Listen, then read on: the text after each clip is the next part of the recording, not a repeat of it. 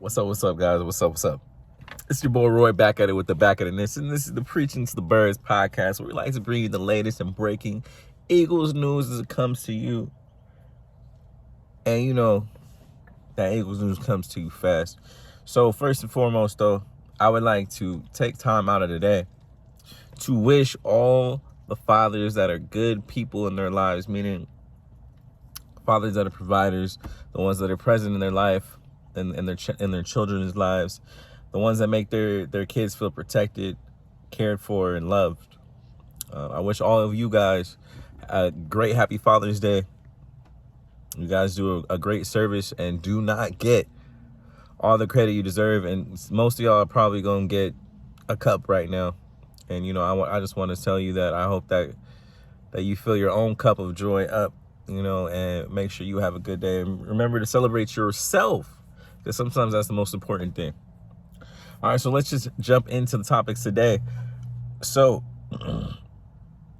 or you know what? Let's just jump into the topic today, because I'm only going to talk about one thing today. I got to get to work.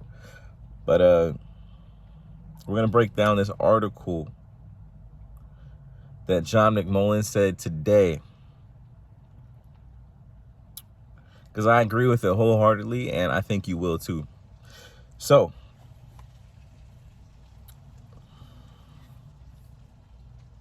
on Fan Nation, John McMullen writes, Eagles defensive front is ridiculous, says rival NFC executive. You're right. Absolutely, Mr. Whichever rival executive this is. The Philadelphia Eagles defensive line is deep and talented. It's not often that you can lose a $20 million player. It's not often you can lose a $20 million player in free agency like Javon Hargrave and accomplished, albeit aging veterans like Linval Joseph and Ndamukong Suh, and have it barely register as a blip on the radar. Pro Football Focus recently rated the Eagles front as the best in football, and NFL media's Bucky Brooks one-upped that by proclaiming the unit as the number one group regardless of position in the entire NFL. It's not hard to figure out why so many are bullish on Philly's defensive front. I was looking at that group earlier in the offseason and counted 16 or 17 NFL players. It's ridiculous, a rival NFC executive told SI.com's Eagles today. Despite coming off a 70-sack season and becoming the first team in the NFL with 4 players to dump the quarterback 10 or more times, the Eagles doubled down by using both of their first-round picks on bolstering the unit even further, selecting Georgia teammates Jalen Carter and Nolan Smith.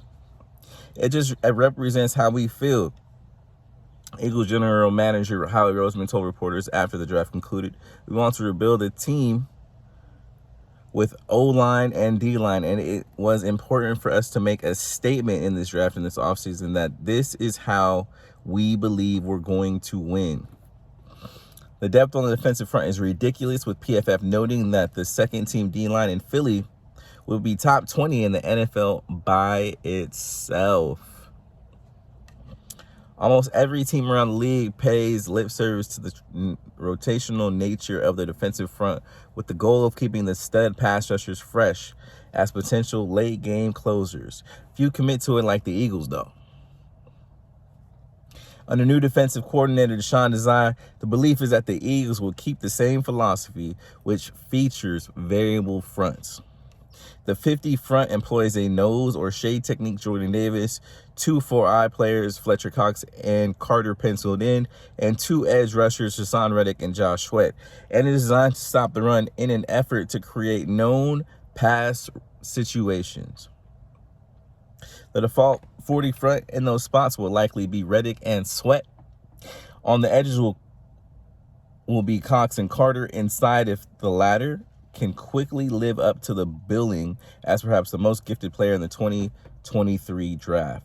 If the startup costs are a little steeper than expected for Carter, the Eagles will simply shift to the emerging Milton Williams or slide accomplished, versatile veteran Brandon Graham, who was also the third man on the edge inside.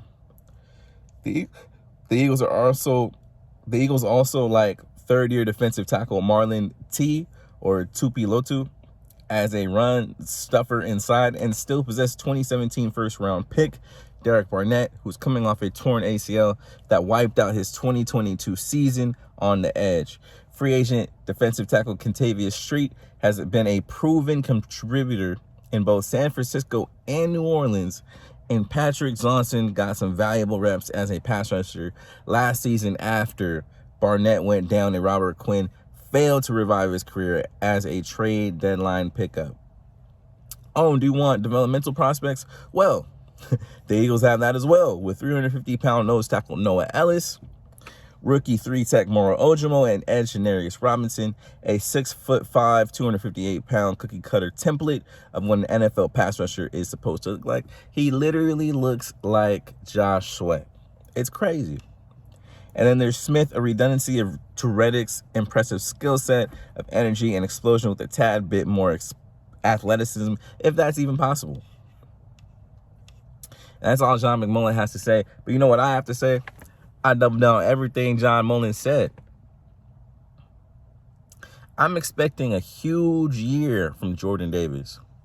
I'm expecting a huge year from our rookie Jalen Carter. I'm expecting Fletcher Cox not to fall off a bridge and go to now no talent land, okay? I'm expecting Marlon T to take a step up. We may have lost in Dominic Sue and Linval Joseph, but I think Marlon T and Moro Ojomo are going to be more explosive. Now, I'm not going to say they're going to be as savvy or good against the run, but they will be more explosive, more young, more quick to the ball. That's the difference between 35-year-old legs and 22-year-old legs. This team is stacked. It's ready to go. I'm expecting huge jumps from our younger players on this defensive front. Even Patrick Johnson,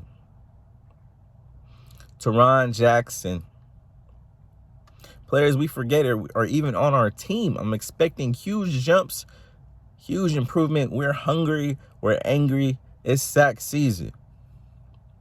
And I predict we break the record we got last year for sacks. We have the most sacks in a season this year. Why not? Why not?